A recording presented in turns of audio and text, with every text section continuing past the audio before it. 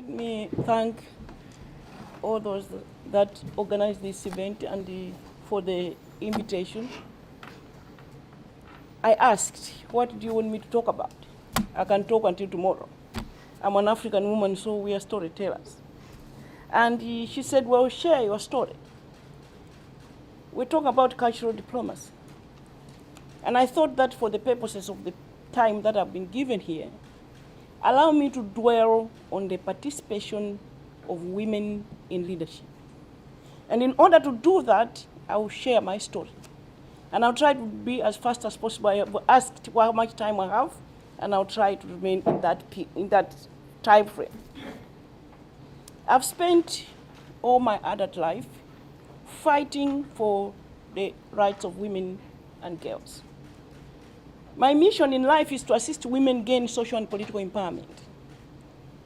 But let me first be very clear that as an African woman, I am here before you as a very proud woman, because I think Africa has not done badly.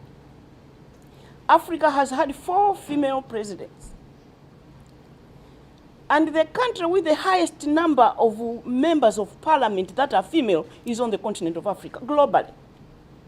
And the country with the highest number of members of parliament, in cabinet ministers, is on the continent of Africa. The 4 women that have served as presidents on the continent are Ellen Sirleaf in West Africa, Joyce Banda from Southern Africa, and Catherine Panza in Central African Republic when she was a transitional president, and now Mauritius has a female president. And some people have asked, how did this all start? I have been very fortunate in my life that the issues that I have championed originated from personal experience. And so therefore, I am going to dwell on leadership and how education for the African girl leads into that leadership and what we all must do. I was born in a matrilineal system of marriage. And the tradition in that system was that my grandmother must give me her name, and therefore when she dies, even if I'm 10 years old, I become the matriarch of the family. A British nurse came to start a clinic in that village, and I was born in that clinic as the first babies that were born there. The next day she's going round, she finds my grandmother holding this baby. What is the name of the baby going to be? Instead of her saying, well, tell her she'll take my name, she says, ask her what her name is.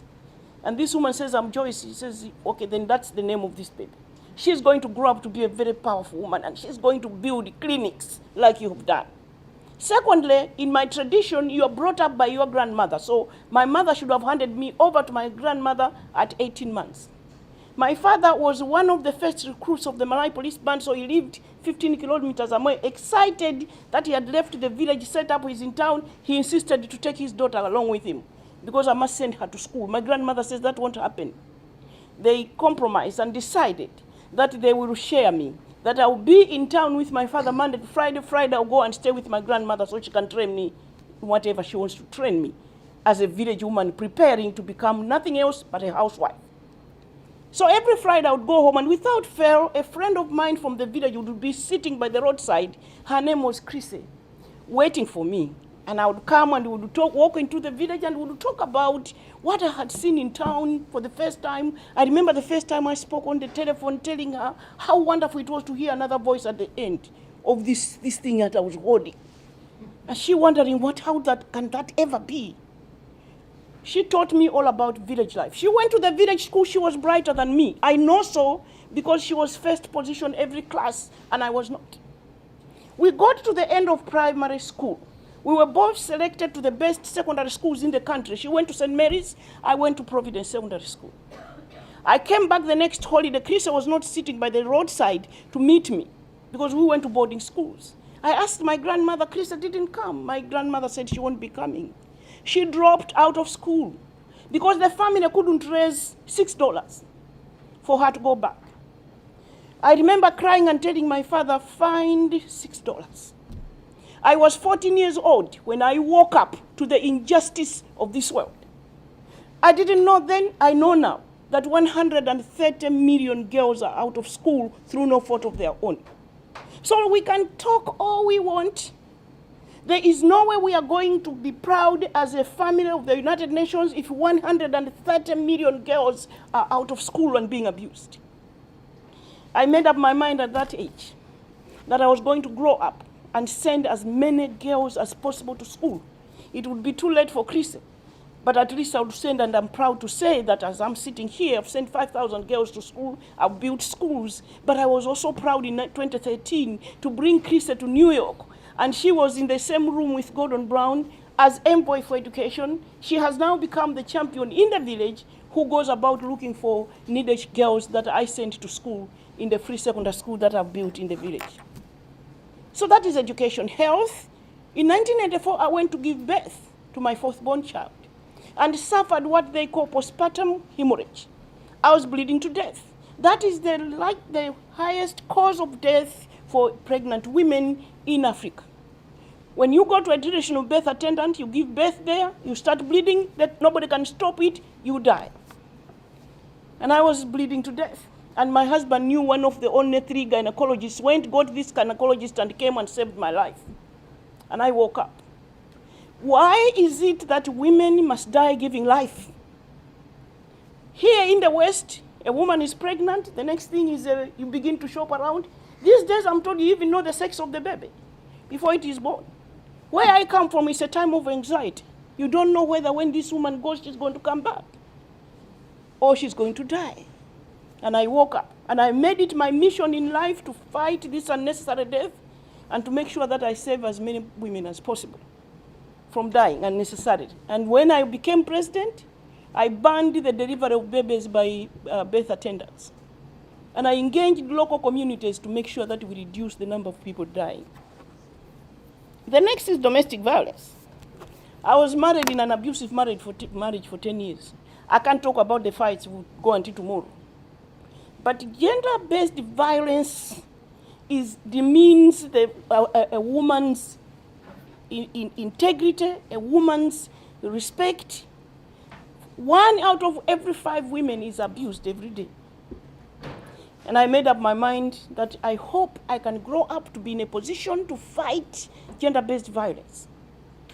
So I was fortunate that the moment that I became member of parliament, at age 54, which was late, people in my community started saying, you've done so much work, don't you think you should be sitting in parliament where laws are made so that you can help pass laws that protect women and girls?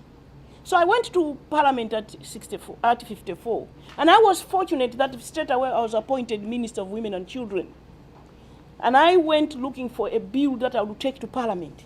And I knew that the men in my country in parliament would resist the passing of that law. We struggled, but at the end of the day, on the 19th of April 2006, we passed that law. And I called it Domestic Violence Bill because I wanted all the men in parliament to support me because they would know that it affects them as well, because men can also be abused. Women can be abused, children at household level, so it was Domestic Violence Bill. And I'm glad that we finally passed that bill. But most critical is leadership. Women, I don't know if we know, but women's leadership is under attack. You find that from Australia, Julia Gillard, all the way to Brazil, Dilma Rousseff, Chile, United States of America, Africa, everywhere, women, yes, we agreed in Beijing that we would get our women to State House. And we even agreed we would go to parliament. And we even agreed we would go to boardrooms. We have made progress. The problem is when we get there, we don't know how to stay there. So what we must look at now is to assist women that when they get into leadership, we find ways of assisting them to stay in State House, to stay in parliament. I can't go into the challenges because I don't have much time. But what I have found as an African woman in Africa is that economic empowerment plays a very key role in helping a woman stand for election, compete on equal ground with men, and find her way to parliament. I at 29, started an organization that I called the National Association of Business Women, because having been in an abusive marriage, I realized that this man abused me because I was economically weak. So I went and spent time with Muhammad Yunus at Grameen Bank. And when I came back, I designed my own model for Malawi. And by the year 1997, we had empowered 50,000 women with microfinance. But relevant to this discussion today, 4 women in that organization ended up becoming ministers of women and children, members of parliament, ministers of women and children, and in my case, all the way to State House. So there's a stubborn link, whether we like it or not, between economic empowerment and participation of women in leadership. And so therefore, in Africa, I don't know about other parts of the world, in Africa, it is critical, it is important for us to find ways of economically empowering women if we want them to participate in leadership. So what have I achieved? What have I done? My mission in life is to assist women and youth gain social and political empowerment through business and education. I believe that all of us in this room have got our mission statements, but mine, I drew it very late after that abusive marriage, after the break of that marriage. So I was late. But my mission in life has been, anybody who has seen me as Minister of Women and Children, as Foreign Minister, as Vice President, as President of a country, they know that even when I was Foreign Minister, side by side with Condoleezza Rice, at a time like this, when we come for the General Assembly, we'll sit down and discuss women and children. We'll sit down and discuss education. We'll sit down and discuss business for women. Because for me, that's my mission in life. So microfinance, I focused already on microfinance. I've built clinics in Malawi. I passed the domestic violence bill. I have started 4 organizations in Malawi, but one of them, the Joyce Banda Foundation, has reached 1.3 million Malawians. I say this because I want us to imagine that in Africa, we sit down sometimes, we imagine Africa as a backward continent, but no, there are so many Joyce Bandas where I come from. So what I am saying is, if we were able to empower 1,000 Joyce Bandas in a country, times 1.3 million people, we wouldn't even be going anywhere else to ask for aid. We would do it ourselves. Number 2, I want to advance the fact that Africa is a rich continent with abundant natural resources. Somebody said in a meeting in Addis Ababa where I went 3 months ago, oh, you've heard what the President of America has said. He has said that now it's America first. And so what do you feel? Another African president was there. He stood up and said, is he our uncle? He's not our uncle. This is good for Africa, in fact, because now we sit down and put our priorities right. Every country in Africa has resources, has diamonds, has gold. And so if that is true, it is also a fact that the richest man that ever lived on this earth was an African. Go and find out, do research. Now, he was even 4 times Bill Gates. Now look at Bill Gates, what he has done with his money globally. So we just need to focus and say, we are not poor, we are rich. Even in a country where there's no diamond or gold, they are baboons. So we can raise money. So we can give what we call cash transfer into poor families. If we can use our resources wisely, if we have diamonds and we say every family shall receive $5,000 for every girl child in that household to go to school, we shall solve our problems. So we just need to be calm. Yes, America for America, Britain for Britain, fine. Then time has come for us also to sit down and say Africa for Africa, and it can be done. I have just completed my research at the Center for Global Development and Woodrow Wilson. I have been a distinguished fellow there for over a year and a half. I've been looking at the situation of the girl child.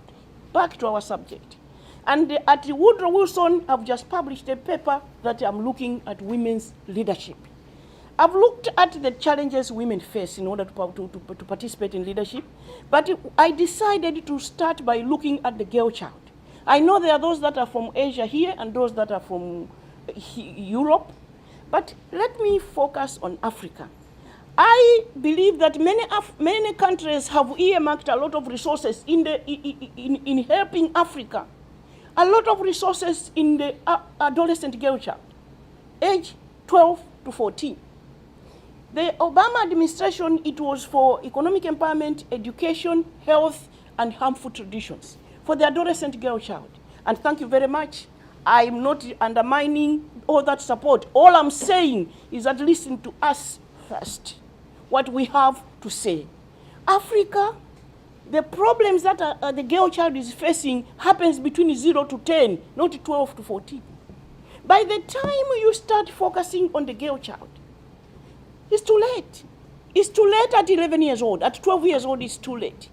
The other paper that I have published on leadership, I'm making a controversial observation there. I'm making a case, and I know that I'm speaking to experts here. I am saying leaders are born. And I know people want to beat me up for that. No, they are born, we can develop. They are not born, we develop them. Fine, but I'm saying they are born. Fortunately, there's research that is saying they are born with 30% traits. 70% still has to be developed. Fine. So I'm looking at a household, a typical household in Africa, where the girl child eats with mother, so the father eats better, so the boy child eats with the father. So without intending to harm the girl child, the boy is eating superior food. At 5 years old, you start carrying heavy stuff in the village. My friend Chris used to take me to the river, and I would come with a heavy pail on my head.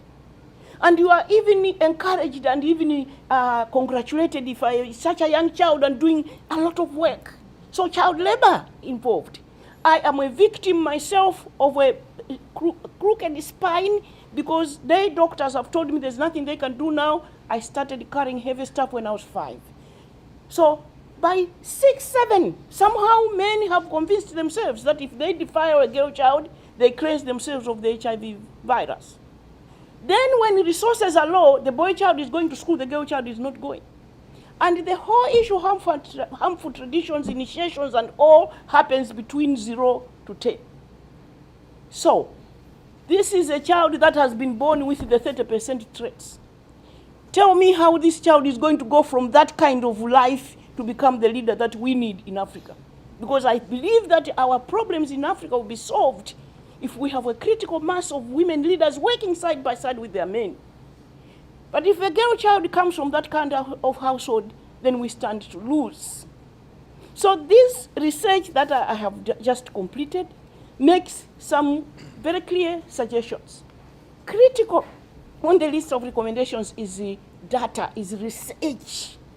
Because I am saying what I think, I believe is happening is the situation, but it has to be supported by research. We have 17 Sustainable Development Goals that must be passed. In order for us to accelerate progress, we must ensure that there's proper data supporting every step that we take in our work. The second recommendation I'm making is that we must introduce rights education from the time a girl child is 3 years old, or a boy child is for both boys and girls.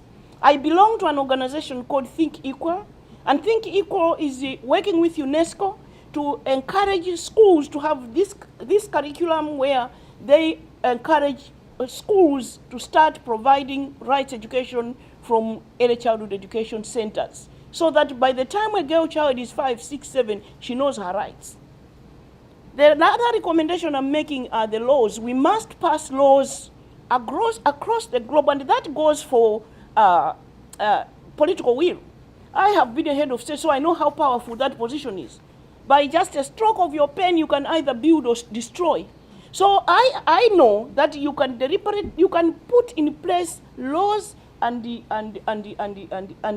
pass laws through parliament as government that protect women and girls.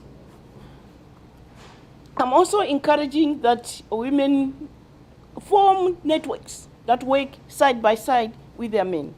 There are advantages of women becoming leaders. They make better leaders. They take risks. They do things differently. They love social programs. They love peace. They are natural leaders. I'm talking about where I come from. although leadership, women's leadership is under attack, it is very important for us to realize that until and unless we work together as men and women to confront some of the problems of this world, we shall lose. We are losing the participation in our work and in leadership of 50% of our human resource. I said the other day at the meeting where I was, I said I have always thought common sense is common, but it looks like it is not.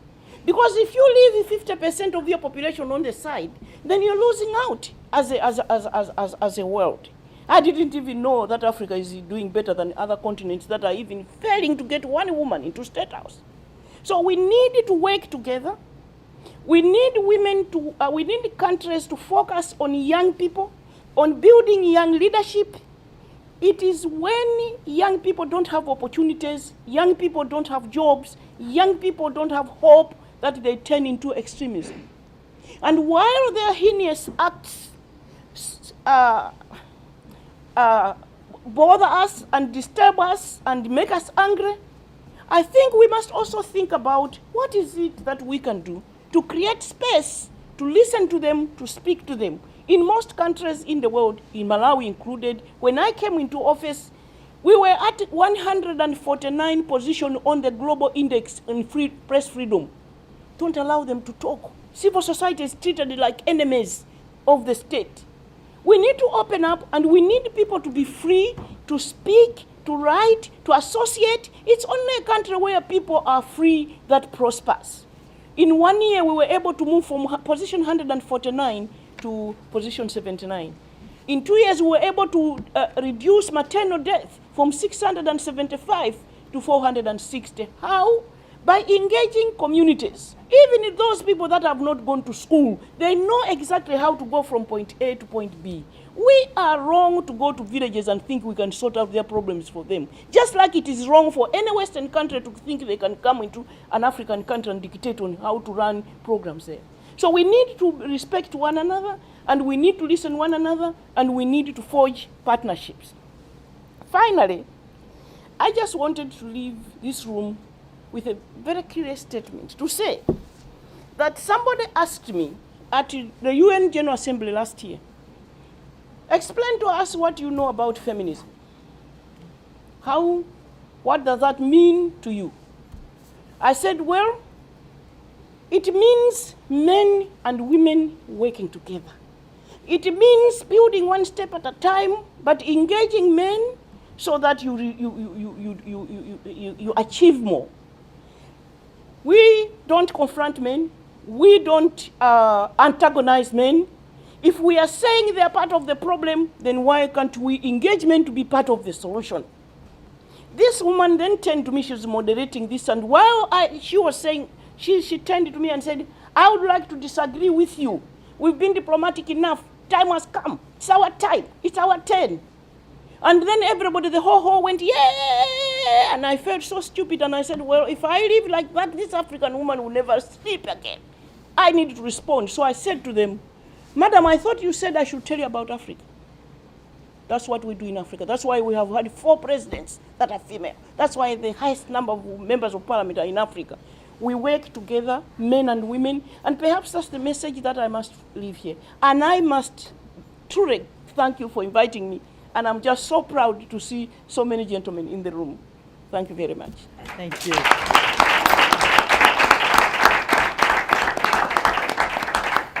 Your Excellency, thank you so much for that inspiring presentation to us. We share your passion for the education of women, and we invite you also to join us in a data-driven initiative to report abuses of violence against women in public spaces. We want to make this a priority, and we would welcome your insights, your knowledge, and your compassion. So thank you so much. Thank you very much.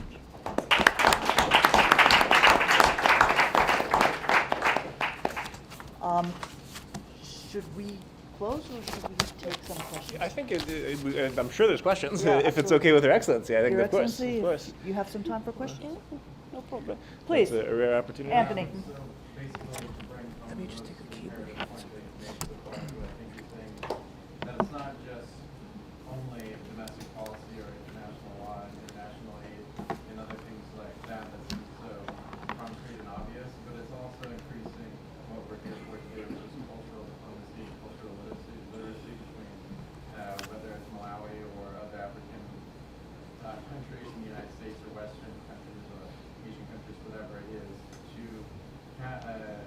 help some of the problems that women and young girls face and create like more of the opportunities that they deserve. Is that the most imperative point that you're making? Yes, yes. The point I'm making is that we need to create a world where there's justice for both men and women. And that where I come from, we need to focus more on the household. And one of the recommendations I didn't mention is change of mindset. And that is not going to be the Western countries coming to change the mindsets of the people. It is us, African women leaders, our communities, our traditional leaders, because we tried it with maternal health, it worked. A chief, whatever a chief says is what his subjects will say. If he says every girl child in this village shall go to school, they shall go to school. In my case, because I was fighting maternal mortality, the chief would say anybody who delivers in the village will pay a fine. Any traditional birth attendant that delivers a baby will pay a fine. So engaging ordinary people and engaging local leadership to benefit the girl child and the woman. The question, please. My name is Julia. I'm a year master's student in international relations program by you. And Your Excellency, first of all, thank you very much for the very inspiring address. And while you were talking about Africa, I was comparing your country to my country, which is Russia. And it just came to my mind that in maybe a different way, but women and girls are still discriminated in my country too. And especially recently, the Russian parliament passed a law where house abuse became decriminalized. So I was wondering, how could you react to that when legislation is not on your side in the country? Yeah, it's extremely difficult. But I think again what aggravates abuse in my country is the poverty and ignorance as well, because I established what I called a one-stop destination for abused women. So the first day I opened that place, I found a man and a woman and a baby, and I thought it was husband and wife. They had been fighting, and they told me no. The man told me no, she's my neighbor. But I heard this child cry every day. The husband, had been raping that child from the time the child was 8 months old. This time she was 18 months. And the man broke the door and went in and found him defiling this baby and went to the police. So he had just been arrested and he brought her to this center. When I quizzed this woman, when I asked her, how stupid could you be that you let your child be abused for 8 months, from the time this child was 8 months, now that's a year. She said, I have nowhere to go. In fact, she was a child herself. So early marriage, she was only 15, she had a baby, she had no parents. This man is the one who provides her livelihood. So poverty has a role to play. So even when there are laws, most of them, it is the women themselves, the husband is arrested, she is the one who will go to the police to say, no, please, now I don't know what to do. In the case of this woman, I adopted her, I gave her a home, but in 6 months I heard that she was crying at the gate, the baby had died, so obviously she had been infected with HIV by the father. So it is hard. Issues that we are raising, sustainable development goals have to go country by country, because the situations in our countries are different. As in my country, it is poverty. It is SDG 1 that is the problem. So even if when people know that he can't abuse me, but then he's the one who provides for me, you stay. Yeah. So I think we have to fight poverty first. Because even where the law is ignored. And men take advantage because they know that there's nothing you can do. Yeah. Please. Okay. Your Excellency, my name is Noel Dili. I'm from Nigeria. I'm honored to sit next to an African president for the first time. It's something to take home. And I'll start with a saying that goes, we drown in a pool of knowledge, yet we lack information. And it's as a result of this knowledge or information deficits that you have a situation where the electorate in Africa do not understand their voting rights, and that is why you have poor participation of women in politics, and also prolonged leadership by some African leaders. I don't know what view you have as regards that. I think first, it is difficult for women to be elected, to be members of parliament, to represent a community. But women, it has been discovered, they make better members of parliament. The problem is they don't have the capacity to campaign on equal ground. But also, as Madame said, they are being abused.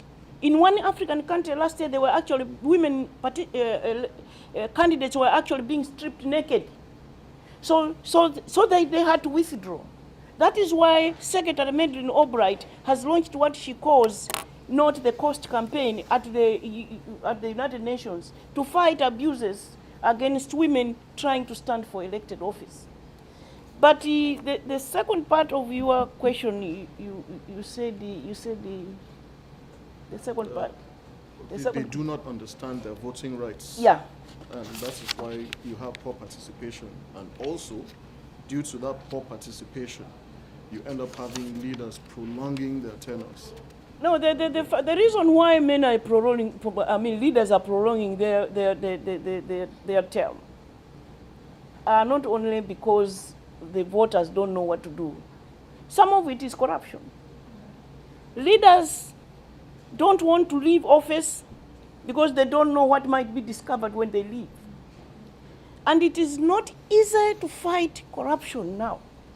There are countries in Africa where if 40% of the resources, like in my country, 40% you get donor funds. But somebody declared 20 years ago that 30% of our resources are being stolen. So you just need to look after your resources, and 10% is what you can get from your own resources. You don't need any donor to come and assist you. When they know that they have messed up, and they know that this might be a case, then they don't want to leave office, so they prolong office. Number two, because the people in the villages are poor, they end up getting handouts, gifts. So you end up voting for somebody who is not a credible or a good leader, but because they have bought your vote. That is the biggest problem that we have. So when they talk about democracy, I was listening to the presentation earlier. It is when people are self-sufficient, people are rich, people have money, that they will have an independent mind to say, this person is not a good leader, I'll vote for this one. But when this one has bought your vote, and because you don't have food in the first place, you end up just voting for anything. So it is a challenge, it is a vicious cycle. The 17 SDGs have to be addressed. People must become self-reliant. People must have money in order for them to have an independent mind to stand for election, to vote and to choose the right leaders. Yeah. Your Excellency, what you point out is perhaps this security, development, justice nexus that we were speaking about on Tuesday morning with Yes. the justice there. Yeah, Yeah. exactly. Maybe a Please. final question? Sure, please. First, Your Excellency, that was a very inspiring speech. For this larger audience, you're right. Last week she ran with the women's education given to 5 years old. I can. $6, millions of Malawian girls in October.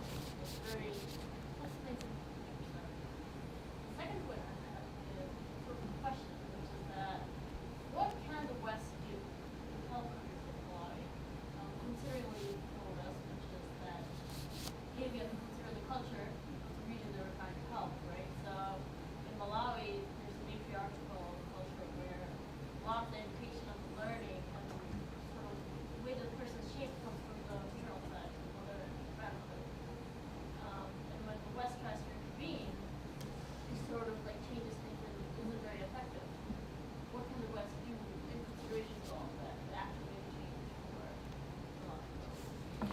First and foremost, the West must accept that we know what we want, that we know how to change our situation from this point to this point. The last thing anybody wants to do is to come and dictate to us what we need to do. What must happen is to forge smart partnerships, the Western world and ourselves, working together to make sure that we provide the right education for and appropriate education for our girls, appropriate training for our women. And for me, as far as I'm concerned, education is not only when you go into the classroom. Education is also the knowledge that you acquire. So for communities, they must come together and provide civic education to our communities. Make sure that families know what is right and what is wrong. Families must know that a girl child is a human being just like the boy child. The boy child must not grow up thinking that his sister is a slave, is his slave, but that the two children are growing up together and that they're eating equally and that they are growing equally to bring out their very best. And that it is possible that the boy child doesn't have the 30% trace that I'm talking about, but the girl child has, and that the girl child might end up a president of a country one day. There's also a second issue that I have discovered while doing my research, and that is women in China interviewed, women in UAE interviewed, women in Africa interviewed. This article was written by The Atlantic. If you Google, you find that its title was What Have Women Leaders Have in Common? Each one of them interviewed without fail talked about the role their father played. So it's about civic education for me as an African woman to tell the father that it's okay for you to wait to be close to your daughter, because it is proven now that the role a father plays in a daughter's life, early life, influences her when she grows up. And I was very, very fortunate myself. This father of mine, who didn't go much to school, but influenced me, and it was when I read that article when I said, it was my aha moment. Because my father was in the Malawi police band, and one time they were going to play for the governor of Malawi, who was like head of state during the colonialism. And he wanted me very much to see State House. He just wanted his daughter to stay to sister, so he sneaked me in at one of those occasions. So the band is playing, the governor and his wife are sitting on the foyer up there. And I remember sitting there, my father said, sit here, just watch. And I remember looking up there and thinking, how does it feel when people are up there in State House? I didn't know that one day it was going to be my house as president of Malawi. The first time I go to that State House, I remember running up and going there and looking down and said, what happened to my father? Because we would have wanted to see that. So it is what we do to our child to prepare that child to come out, to bring out their full potential, to develop. Yes, 70% will come from the rest of us, but every single day our child must be given the opportunity to flourish. That's education as well. Your Excellency, thank you so much.